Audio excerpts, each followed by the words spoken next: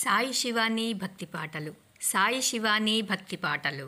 Please like, share, comment, subscribe to my channel. ఓం శ్రీ మహాగణాధిపతయే నమః. ఓం శ్రీ గురుభ్యో నమః. ఓం శ్రీ మాత్రే నమః. దేవి భాగవతంలో యముడు చెప్పిన దేవి మహిమ గురించి తెలుసుకుంటున్నాము. ఈరోజు కుంకుమాగురు కస్తూరి చందన చర్చిత శరీరుడు, చంపక మాలతీ పుష్పమాలకాలంకృతుడు, నెమలి పింఛం ధరించినవాడు, భక్తులు ఈ రూపంలో కృష్ణ పరమాత్మను ధ్యానిస్తూ ఉంటారు. ఈ కృష్ణ పరబ్రహ్మ ఆజ్ఞకు భయపడి బ్రహ్మదేవుడు సకల జీవరాశిని తత్తత్ కర్మానుసారం సృష్టిస్తూ ఉంటాడు. తపస్సులకు తపఫలాలను ఇస్తుంటాడు. చతుర్భుజ నారాయణుడు విష్ణుమూర్తి జగత్తులను పాలిస్తుంటాడు. కాలాగ్ని రూపుడై రుద్రుడు సంహరిస్తుంటాడు. ఈ శివుడు జ్ఞాని అయినది, జ్ఞానదాత అయినది, జ్ఞానులకు గురువైనది, యోగీశ్వరుడైనది, భక్తి వైరాగ్య సంయుతుడైనది, పరమానంద సంయుక్తుడైనది ఆ కృష్ణ పరమాత్మ అనుగ్రహం వల్లనే.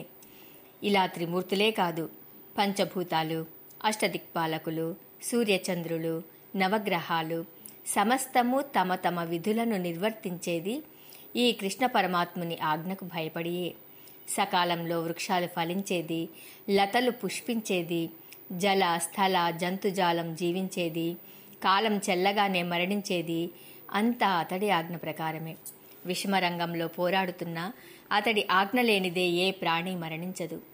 వాయువు సముద్రాన్ని మోసినా, సముద్రం కూర్మాన్ని మోసినా, కూర్మం అనంతుణ్ణి మోసినా, అనంతుడు ధరణిని మోసినా, ధరణి రత్నరాశులను, సముద్రాలను, పర్వతాలను, సకల చరాచర ప్రాణికోటిని ఓర్పుతో భరిస్తున్నా ఇదంతా పరమాత్ముని ఆజ్ఞయే. 71 దివ్య యుగాలు ఇంద్రుడి ఆయుర్దాయం. 28 మంది ఇంద్రులు గతిస్తే బ్రహ్మదేవుడికి ఒక పగలు రేయి. ఇలా 30 రోజులతో మాసం, 2 మాసాలతో ఋతువు, 6 ఋతువులతో సంవత్సరం ఏర్పడుతుంది. బ్రహ్మాయుష్షు పూర్తి అయితే అది శ్రీకృష్ణుడికి ఒక రెప్పపాటు కాలం. ఆయన చక్షుర్ని మీలనం చేస్తే అది ప్రాకృత ప్రళయం.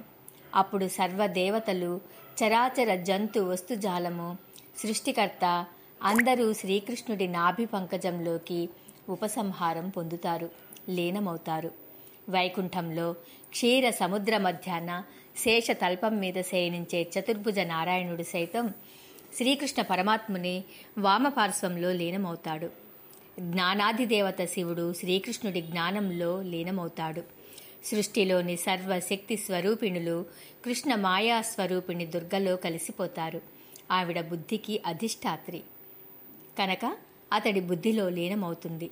నారాయణుడి అంశ కుమారస్వామి ఆ శ్రీకృష్ణుడి వక్షస్థలంలో, కృష్ణుడి అంశ గణేశుడు అతడి బాహువుల్లో కలిసిపోతారు.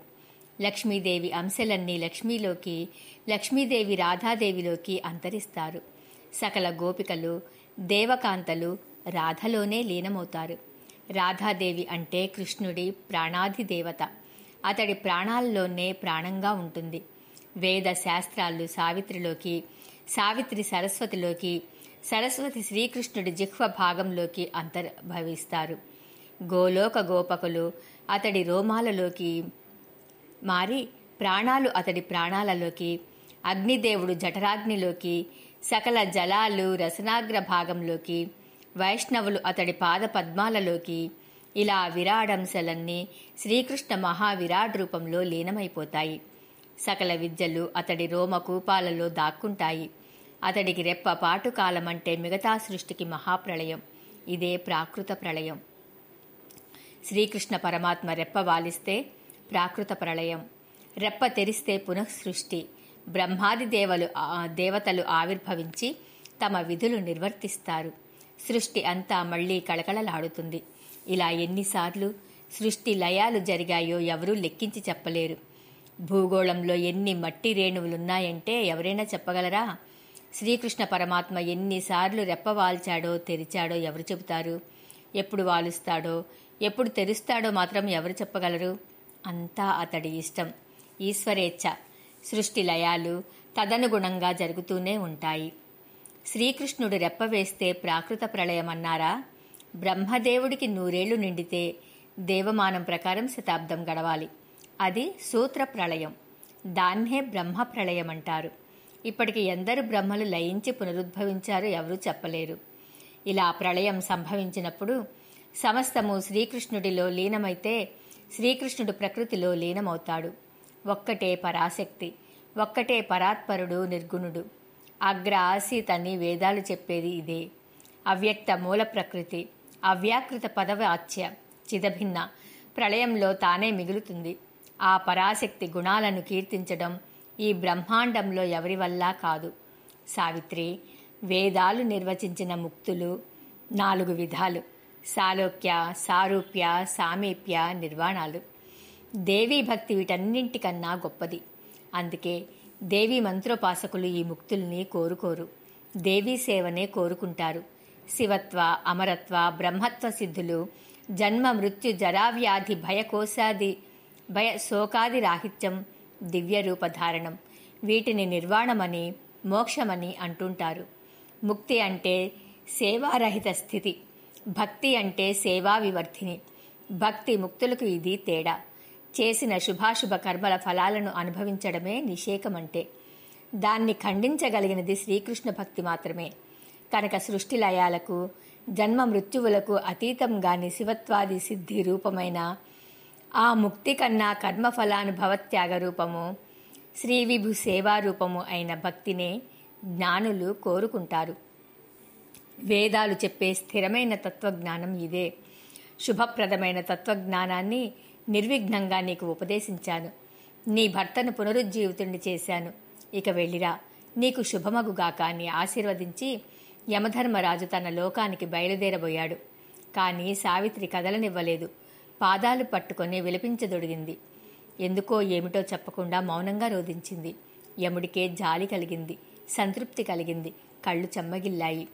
వత్సా, 1,00,000 సంవత్సరాలు నీ భర్తతో సుఖ సంతోషాలు అనుభవించి పుణ్యక్షేత్రంలో తనువు చాలించి దేవీలోకం చేరుకుందువుగాని ఇప్పటికీ ఇక ఇంటికి వెళ్ళు. వెళ్ళి సావిత్రి వ్రతం ఆరంభించు. అది 14 ఏళ్ల వ్రతం. స్త్రీలకు మోక్షదాయకం. జ్యేష్ఠ శుక్ల చతుర్దశి నాడు ఆరంభించటం శుభప్రదం. భాద్రపద శుక్లాష్టమి నాడు మహాలక్ష్మి వ్రతం ప్రారంభించు. ఇది 16 ఏళ్ల నోము, సౌభాగ్య సంపత్ప్రదం. ప్రతి మంగళవారం నాడు మంగళప్రదాయి శ్రీదేవిని ఉపాసించు. ప్రతి మాసంలోనూ శుక్ల షష్ఠి నాడు షష్ఠీదేవిని, ఆషాఢ సంక్రాంతి నాడు మానసాదేవిని, కార్తీక మాసంలో రాసాదిదేవత రాధను, ప్రతి నెల శుక్లాష్టమి నాడు ఉపవాసపూర్వకంగా విష్ణు మాయాస్వరూపిణి దుర్గతి నాశిని అయిన దుర్గాదేవిని ఆరాధించు. ఈవిడ పరప్రకృతి. పతిపుత్రవతులైన పతివ్రతలలో, యంత్రాలలో, ప్రతిమలలో ఈ దుర్గామాతను సందర్శించి ఆరాధించే వారికి సకల సంపదలు, సుఖ సంతోషాలు సిద్ధిస్తాయి. వైకుంఠం కరాతలామలకంగా లభిస్తుంది. దేవి విభూతిని గుర్తించి పూజించడం సాధకుల ప్రథమ కర్తవ్యం. సర్వరూప అయిన పరమేశ్వరిని సర్వకాల సర్వావస్థలలోనూ ఉపాసించాలి. ఇంతకన్నా మానవ జన్మకు సార్థక్యం లేదు, కృతకృత్యత్వం లేదు అని చెప్పేసి యముడు ఇక క్షణం ఆగకుండా వెనక్కి తిరిగి చూడకుండా వెళ్ళిపోయాడు. సావిత్రి, సత్యవంతులు ఇంటికి తిరిగి వచ్చారు. జరిగిన విచిత్రాలు చెప్పారు. సావిత్రి తండ్రి కాలక్రమాన పుత్రవంతుడయ్యాడు. మామగారికి చూపు వచ్చింది, రాజ్యం దక్కింది. సావిత్రి సంతానవతి అయ్యింది. 1,00,000 సంవత్సరాలు భోగభాగ్యాలు అనుభవిస్తూ యమధర్మరాజు ఉపదేశించిన నోములన్నీ చేస్తూ దేవి పాద పద్మార్చనను ఏమరకుండా చేస్తూ కాలం గడిపింది. కట్టకడపట ఒక పుణ్యక్షేత్రంలో తనువు చాలించి దేవీలోకం చేరుకుంది. నారద, సావిత్రి అంటే సూర్యాధిదేవత, సూర్య మంత్రాధిష్టాన దేవత, వేదమాత, వేద సవిత్రి కనుకనే సావిత్రి అయింది.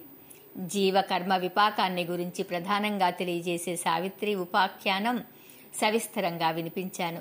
ఇంకా ఏం కావాలో అడుగు అని ముగించాడు నారాయణ మహర్షి. ఇక మహాలక్ష్మి ఉపాఖ్యానం గురించి తెలుసుకుందాం. నారదుడు ఆనందభరితుడై మరొక ప్రశ్న వేశాడు.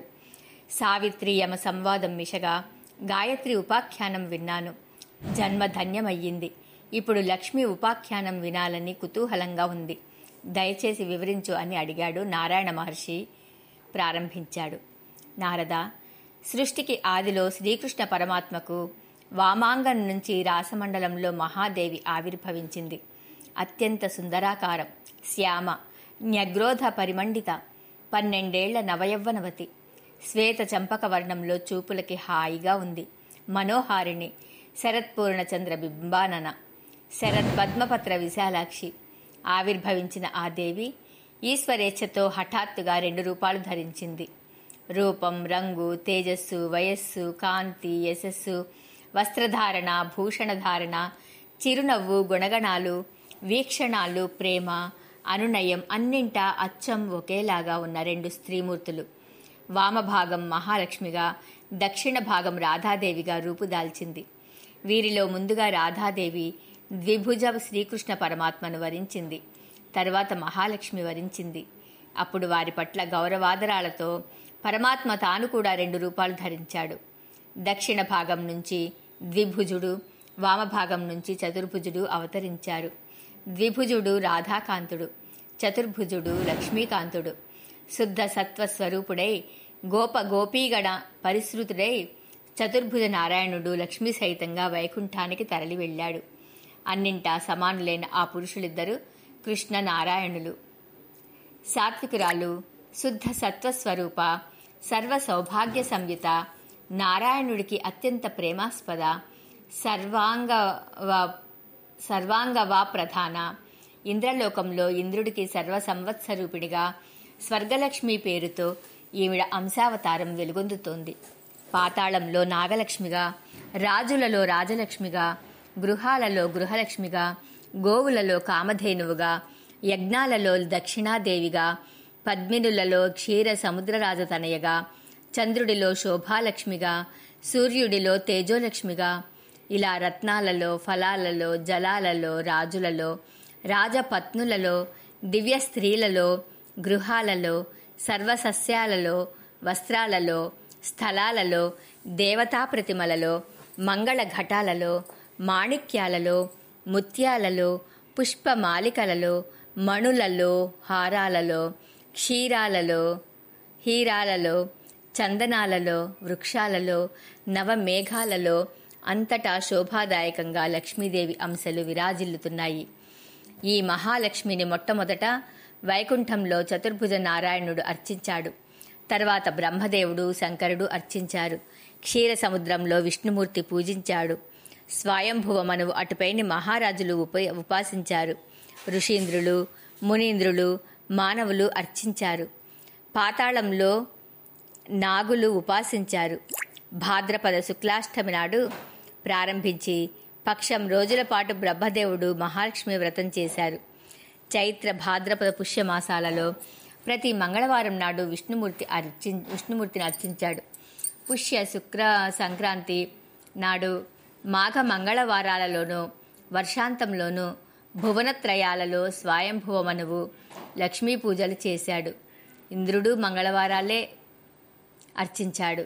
కేదార, నీల, సుబల, నల, ధ్రువ, ఉత్తానపాద, బలి, కశ్యప, దక్ష, కర్దమ, వివస్వత్, ప్రియవ్రత, చంద్ర, కుబేర, వాయు, మయ, వహ్ని, వరుణాది దేవతలందరూ సర్వత్ర భక్తితో పూజలు చేశారు. మహాలక్ష్మి అంటే ఐశ్వర్యాది దేవత, సర్వ సంపత్స్వరూపిణి, నారాయణ ప్రియ, వైకుంఠవాసిని, వైకుంఠాధిష్టాన దేవత, సనాతని అయిన మహాలక్ష్మి భూలోకంలో సింధు కన్యకగా ఎలా జన్మించింది, ఎవరు ఎలా స్తుతించారు, ఎలా అర్చించారు అంటూ నారదుడు ప్రశ్నలు గుప్పించాడు. మహర్షి అందుకున్నాడు. నారద, పూర్వకాలంలో దూర్వాసుడి శాపానికి గురి అయి ఇంద్రుడు, దేవతలు పదవీ సంపద్భ్రష్టులై భూలోకానికి పోవలసి వచ్చింది. అప్పుడు స్వర్గలక్ష్మి దుఃఖంతో, కోపంతో స్వర్గలోకం విడిచిపెట్టి వైకుంఠానికి వెళ్ళి మహాలక్ష్మిలో లీనమైంది. ఆ తర్వాత దేవతలు గుమిగూడి బ్రహ్మను శరణు వేడారు. అతడు శంకరుడిని సంప్రదించాడు. అందరూ కలిసి వైకుంఠం వెళ్లి చతుర్భుజ నారాయణుడిని శరణు వేడుకున్నారు. అప్పుడు ఆయన ఒక ఉపాయం ఆలోచించి లక్ష్మీదేవిని కళాంశతో క్షీర సముద్రుడి ఇంట కన్యగా అవతరించమని ఆజ్ఞాపించాడు. అలా సింధు రాజకన్య అయింది. దేవదానవులు క్షీర సముద్రుడిగా మధించిన వేళ దర్శనమిచ్చింది. స్తుతించిన దేవతలకు వరాలిచ్చింది. విష్ణుమూర్తికి దివ్య వనమాల ఇచ్చింది. ఇలా దేవతలు తిరిగి తమ రాజ్య సంపదలను పొందగలిగారు. క్లుప్తంగా ముగించాడు నారాయణ మహర్షి. వింటున్న నారదుడికి సంతృప్తి కలగలేదు. దుర్వాసుడు ఎందుకు శపించాడు? ఏమని శపించాడు? ఇంద్రుడు ఏ తప్పు చేశాడు? లేకపోతే బహిష్ఠుడు ఉత్తినే శపిస్తాడా? దేవదానవులు క్షీర సముద్రాన్ని ఎలా మధించారు? మహాలక్ష్మి దర్శనమిచ్చినప్పుడు ఇంద్రుడు ఎలా స్తుతించాడు? వారిద్దరికీ మధ్య నడిచిన సంవాద స్వరూపం ఏమిటి? ఇవన్నీ చెప్పకపోతే నాకు తృప్తి కలగదు అంటూ నారదుడు మారం చేశాడు. సరే అని నారాయణ మహర్షి ఆరంభించాడు. ఇంద్రుడికి దూర్వాసుడి శాపం గురించి తెలుసుకుందాం. నారద, మధుపాన ప్రమత్తుడై దేవేంద్రుడు త్రిలోకాధిపతి రంభతో క్రీడా పరవశుడై ఒక మహారణ్యంలో విహరిస్తున్నాడు. వైకుంఠం నుంచి కైలాసానికి వెడుతూ దూర్వాసుడు వీరి కంటబడ్డాడు. బ్రహ్మ తేజస్సుతో గ్రీష్మ మార్తాండుడిలాగా వెలిగిపోతున్నాడు మహర్షి. కరిగిపోసిన బంగారు రంగులో ఉన్నాడు. జడలు గట్టిన జుట్టు తల చుట్టూ వేలాడుతూ ఊగుతోంది. తెల్లని యజ్ఞోపవీతం, దండ కమండలవులు, నొసట బాలచంద్ర బింబం లాంటి కుంకుమ బొట్టు. లక్షల శిష్యులు వేదాలు వల్లిస్తూ వెంట నడిచారు. చూడగా దేవేంద్రుడు ఎదురు వెళ్లి భక్తితో నమస్కరించాడు. శిష్యవర్గం ఇంద్రుణ్ణి అభినుతించారు. అందరూ అతడికి ఆశీస్సులు అందించారు. విష్ణుమూర్తి ఇచ్చిన పారిజాత పుష్పాన్ని దుర్వాసుడు ప్రేమగా అతడికి కానుక చేశాడు. అది జరా మృత్యుహరము, శోక వినాశకము, మోక్షకారకము అయిన పవిత్ర పారిజాత పుష్పం. పైగా విష్ణుదత్తం. దాన్ని స్వీకరించి దేవేంద్రుడు కళ్లకు అద్దుకుని శిరస్సు మీద పెట్టుకోవలసింది పోయి నిర్లక్ష్యంగా మదమత్తంగా తన ఐరావతం శిరస్సు మీద విసిరాడు. ఆ పుష్ప స్పర్శతో అది రూప గుణ తేజో వయస్సులలో విష్ణుతుల్యమై ఘోరారణ్యంలోకి వెళ్ళిపోయింది. ఆ ఏనుగును ఎంత ప్రయత్నించినా ఇంద్రుడు ఆపలేకపోయాడు. ఈ సంఘటనతో దూర్వాసుడికి మహాకోపం వచ్చింది. అరే ఇంద్ర, కన్ను మిన్ను కానకుండా ఉన్నావు. సంపన్మదమత్తుడివై ఇలా నన్ను అవమానిస్తావా? నేను పారిజాతాన్ని ఏనుగు మీదకు విసిరేస్తానా? విష్ణుమూర్తికి నివేదన చేసి ప్రసాదంగా పొందిన పువ్వు, పండు, నీరు దేనినైనా చేతికందినంతనే కన్నులకి అద్దుకుని స్వీకరించాలి. అలా స్వీకరించకపోతే బ్రహ్మహత్య మహాపాతకం చుట్టుకుంటుంది. శ్రీకృష్ణుడు బుద్ధిభ్రష్టుడు, రాజ్యభ్రష్టుడు అవుతాడు. పూర్వజన్మ సుకృత విశేషం వల్ల మహాభాగ్యంగా లభించిందని వెంటనే స్వీకరించిన వాడు మాత్రమే విష్ణు భక్తుడు. అతడు స్వయంగా జీవన్ముక్తుడవుతాడు. నైవేద్యం స్వీకరించి నిరంతరం విష్ణుమూర్తికి నతులు చేస్తే సాక్షాత్ విష్ణుతుల్యుడవుతాడు. అతడి స్పర్శతో గాని, అతడి గాలి సోకినా గాని సకల తీర్థాలు పరిపూతాలైతాయి. అతడి పాద రజస్సుతో వసుంధర అంతా పావనమవుతుంది. పుంశ్చల్యన్య ఆ వీరాన్న భోజనాదిక దోషాలన్నీ తొలగిపోతాయి. సర్వవిధ అభక్ష్య భక్షణ దోషాలు నశిస్తాయి. ఇంద్ర, స్వపచుడైన విష్ణు సేవి అయితే తన వంశంలో 1,000,000 తరాలను ఉద్ధరించిన వాడవుతాడు. హరిభక్తి లేనివాడు తనను తానే రక్షించుకోగలడు. ఇది విష్ణు ప్రసాదము అనే మాట తెలియకుండానే స్వీకరించినప్పటికీ 7 జన్మల పాపాలు తొలగిపోతాయి. తెలిసి స్వీకరిస్తే 1,000,000 జన్మల కష్టాలు అంతరిస్తాయి. ఇది నిశ్చయం.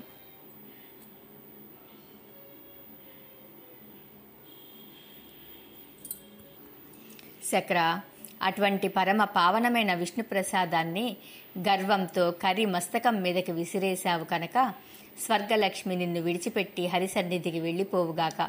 నేను హరిభక్తుణ్ణి. బ్రహ్మదేవుడే కాదు, యమధర్మరాజునైనా లక్ష్య పెట్టను.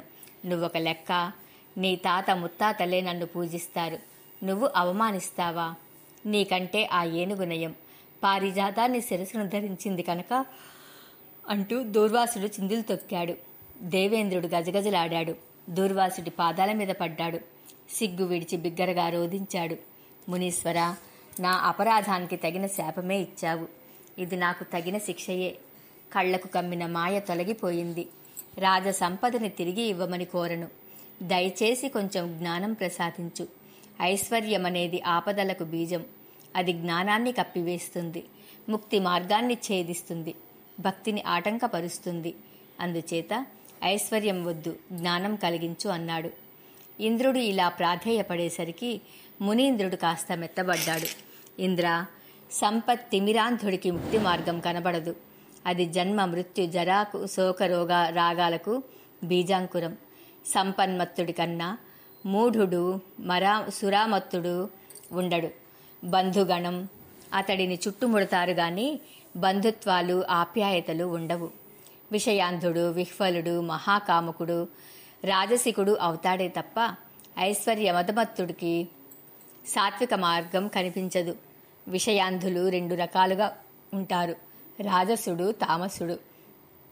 శాస్త్రజ్ఞానం లేని ధనవంతుడు తామసుడు, శాస్త్రజ్ఞానం ఉన్న ధనవంతుడు రాజసుడు.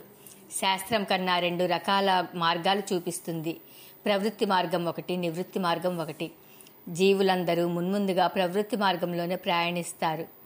దుఃఖాలనే తలుచుకుంటూ పరిణామంలో వినాశదాయకమై జన్మ మృత్యు జరాకరమైన ఈ మార్గంలో అనేక జన్మల పర్యంతం పరిభ్రమిస్తారు. ఆనందిస్తున్నాం అనుకుంటూ గడుపుతారు.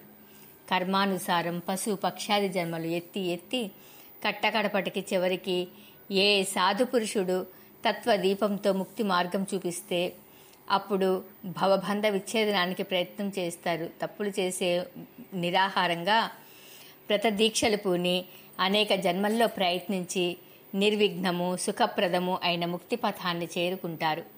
నారద, దూర్వాసుడు చేసిన ఈ ఉపదేశం శ్రద్ధగా ఆలకించిన దేవేంద్రుడికి వైరాగ్యం అంకురించింది. క్రమక్రమంగా స్థిరపడింది. కొంతకాలం పాటు దుర్వాసుడి ఆశ్రమంలోనే గడిపి తన రాజధాని అమరావతికి చేరాడు. ఇక ఇంద్రుడికి బృహస్పతి ఉపదేశం. ఇంద్రుడికి బృహస్పతి ఉపదేశం గురించి తెలుసుకుందాం. స్వర్గలోకమంతా దైత్య దానవ రాక్షస సంఘాల ఆక్రమణలో ఉంది. దేవతలందరూ పలాయనం చిత్తగించారు. ఎవ్వరూ కనపడలేదు. అయ్యో అనుకున్నాడు. మందాకిని తీరంలో బృహస్పతి కనిపించాడు. నీటిలో నిలబడి ధ్యానం చేసుకుంటున్నాడు. తూర్పు ముఖంగా నిలబడి ఉన్నాడు. పరమానందంతో పులకిస్తున్నాడు. ఆనంద బాష్పాలు రాలుస్తున్నాడు. వరిష్ఠుడు, గరిష్ఠుడు, ధర్మిష్ఠుడు, బంధువర్గానికి ఇష్టుడు, జ్ఞానుల్లో శ్రేష్ఠుడు, భ్రాతృవర్గంలో జ్యేష్ఠుడు, రాక్షసులకు అనిష్టుడు. బృహస్పతి ఒక జాముసేపటికి ధ్యానం ముగించి కళ్ళు తెరిచాడు. గట్టుకి వచ్చాడు. ఇంద్రుడు ఎదురు వెళ్లి సవినయంగా నమస్కరించాడు. పాదాలపైన పడి బిగ్గరగా విలపించాడు. దుర్వాసో ముని పుంగవుడి శాపము, జ్ఞానప్రాప్తి, దానవ దురాక్రమణము అన్నీ విన్నవించాడు. బృహస్పతికి కోపంతో కన్నులు ఎర్రబడ్డాయి. శిష్య, దేవేంద్ర, విన్నాను, అంతా విన్నాను. ఎందుకు రోధిస్తావు? ఏడ్చి సాధించేది ఏమీ లేదు. గుండెలు చిక్కబట్టుకో. నీతిజ్ఞుడు ఎవడు ఆపదల్లో బెంబోలు పడడు. సంపత్తి గాని విపత్తి గాని ఏది శాశ్వతం కాదు. అన్నీ నశించిపోయేవే. శ్రమను మాత్రం మిగులుస్తాయి. పూర్వజన్మలో చేసుకున్న సుకృత దుష్కృతాల ఫలాలు జన్మలకి అనుభవించాల్సిందే. ఇది ఎవరికీ తప్పదు. చక్రనేమి క్రమంలో సుఖ దుఃఖాలు సంపద్విపత్తులు వస్తుంటాయి, పోతుంటాయి. దుఃఖించాల్సింది ఏముంది? అనుభవించడమే. అనుభవించకుండా ఏ కర్మను క్షయించదు. కల్పకోటి జన్మలెత్తినా నశించదు. శుభాశుభ కర్మఫలాలు అవశ్యానుభోక్తవ్యాలని వేదం చెప్తోంది. కృష్ణ పరమాత్ముడు చెప్పాడు. కర్మ ఫలానుభవం పూర్తి అయితే ముక్తి లభిస్తుంది. అణు మాత్రంగా మిగిలి ఉన్న పునర్జన్మ తప్పదు. పూర్వజన్మల కర్మ ఫలాలను అనుభవిస్తూ ఇహజన్మలో నిష్కామంగా దేవ పూజాది శుభకర్మలను చేస్తూ వెళ్ళగా ఎప్పటికో ముక్తి. కర్మ ఫలానుభవ పూర్తి. అలా కాక ఇహజన్మలో మళ్ళీ సకామ దుష్కర్మలు చేస్తే ముక్తి అసంభవం. జన్మ పరంపరలో రకరకాల అవతారాలతో కొట్టుమిట్టాడుతుండవలసిందే. అందుచేత దేవరాజా, ఒకరి శాపము గాని ఒకరి ఆశీస్సు గాని మన కర్మఫలాలే. మహాలక్ష్మి వరించిన మహాదైన్యం లభించిన కర్మఫలమే. 1,000,000 జన్మల నుంచి 3,000,000 జన్మలకైనా కర్మఫలం నీడలా వెన్నంటి వస్తూనే ఉంటుంది. అనుభవించనిదే వదలదు. దేశ కాల పాత్ర భేదాల వల్ల కర్మఫలాల్లో హెచ్చుతగ్గులుంటాయి.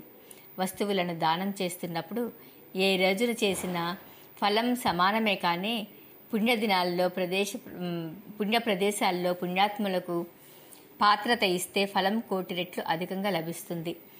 రైతులు అందరూ వ్యవసాయంలో కృషి సమానంగానే చేసిన క్షేత్ర భేదాన్ని బట్టి, అంటే వేల సారవంతము నిస్సారము, పంట దిగుబడిలో హెచ్చుతగ్గులున్నట్టే పాత్ర భేదాన్ని బట్టి పుణ్యఫలంలోనూ అధిక న్యూనత్వాలుంటాయి.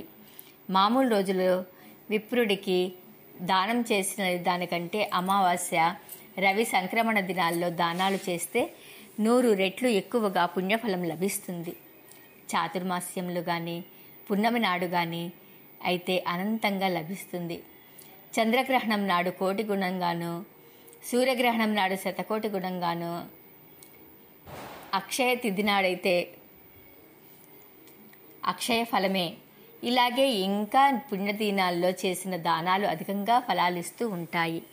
ఒక్క దానానికే కాదు, జపము, తీర్థస్నానము, దేవతారాధనము మొదలైన సత్కర్మలన్నింటికీ ఇది వరిస్తుంది. కుమ్మరి కర్రతో చక్రం తిప్పుతూ మట్టితో కుండలు ఎలా తయారు చేస్తుంటాడో అలాగే బ్రహ్మదేవుడు కర్మసూత్రంతో ఫలాలు అందిస్తుంటాడు. కర్మఫల పరతంత్రుడై జన్మలను రూపాలను సమకూరుస్తుంటాడు. ఈ బ్రహ్మదేవుడు కూడా నారాయణుడి ఆజ్ఞ మేరకే ఇవన్నీ చేస్తుంటాడు. నారాయణుడు విధాతకు విధాత, రక్షకుడికి రక్షకుడు, సంహర్తకు సంహర్త, కాలానికి కాలం. అతడిని స్మరించుకుంటే ఆపదలు తొలగిపోతాయి. మహా విపత్తిలోనైనా మధుసూదనుడిని తలుచుకుంటే అంతటి విపత్తిలోనూ మహాసంపత్తి కలుగుతుందని శంకరుడు అంతటివాడు ప్రవచించాడు.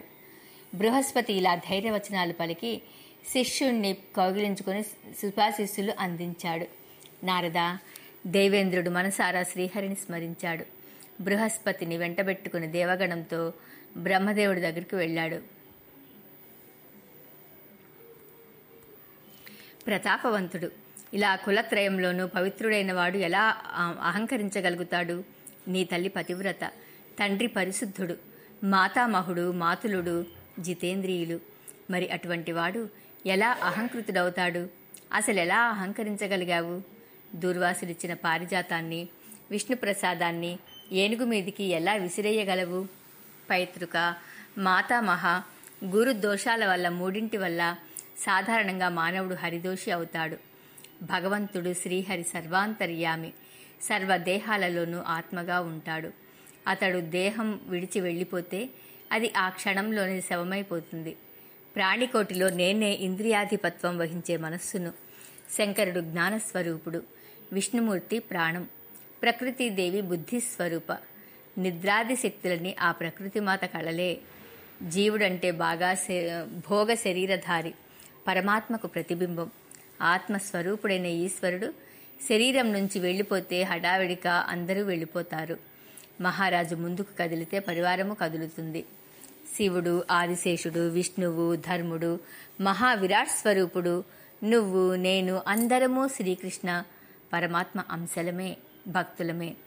అటువంటి పరాత్పరుడి ప్రసాదంగా నీ చేతికి వచ్చిన పుష్పాన్ని ధిక్కరించావా? ఆ పుష్పంతోనే శివుడు నిరంతరం శ్రీకృష్ణుడి పాదపద్మాలను పూజించేది. అది దూర్వాసుడి చేతుల మీదుగా నీకు అందితే తిరస్కరించావా? అయ్యయ్యో, ఎంత అపరాధం, ఎంత దురదృష్టం! శ్రీకృష్ణుడి పాద పద్మాల నుంచి నేరుగా జారి వచ్చిన ఆ పారిజాతాన్ని శిరసావహించినది ఏనుగైతే మాత్రమేమి, అదే పరమపూజ్యం. దేవతలమందరము ముందుగా దాన్ని పూజించాలి. నువ్వు నిజంగా దైవచింతుడివి. దైవమే కదా అన్నిటికన్నా బలీయం. నీలాంటి దురదృష్టవంతుడిని ఎవరూ రక్షించలేరు. నువ్వు చేసిన పిచ్చి పనికి అలిగి స్వర్గలక్ష్మి ఇప్పుడు వైకుంఠానికి వెళ్ళిపోయింది. నీ రాజ్యం రాక్షసుల పాలయ్యింది. పద, అందరము ఆ వైకుంఠానికే వెడదాం. శ్రీహరిని ప్రార్థిద్దాం, సేవిద్దాం. అతడు కరుణిస్తే, నీ అదృష్టం బాగుంటే మళ్ళీ నీ స్వర్గలక్ష్మి నీకు దక్కుతుంది అని అందరినీ వెంటబెట్టుకుని చతుర్ముఖుడు వైకుంఠానికి వెళ్ళాడు. భగవంతుడు, సనాతనుడు, తేజస్వరూపుడు అయిన శ్రీకృష్ణ పరబ్రహ్మను దర్శించారు. కోటి గ్రీష్మాతిథ్య మండలాల్లాగా ప్రకాశిస్తున్నాడు. శాంతి స్వరూపుడు, ఆది మధ్యాంతరహితుడు, లక్ష్మీకాంతుడు. చతుర్భుజులైన పార్శ్వదులు సరస్వతీదేవి సేవిస్తున్నారు. చతుర్వేదాలు భక్తితో కీర్తిస్తున్నాయి. గంగాదేవి పరిచర్యలు చేస్తోంది. బ్రహ్మాది దేవతలు అందరూ సాష్టాంగ నమస్కారాలు చేశారు. అందరికీ కన్నులు చెమర్చాయి.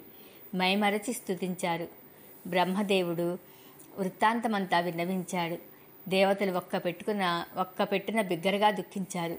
శ్రీమన్నారాయణుడు తేరిపారు చూశాడు. దేవతల ముఖాల్లో భయము, దైన్యము తాండవిస్తున్నాయి. కళాకాంతులు లేవు. పదవీచ్యుతాలై వాహనాది వివర్జితులై శూన్య దేహాలతో బోసిపోబోతున్నారు. శ్రీహరి చేసిన లక్ష్మీ ప్రశంస గురించి రేపట్లోనే తెలుసుకుందాం. ఓం శ్రీమాత్రే నమః.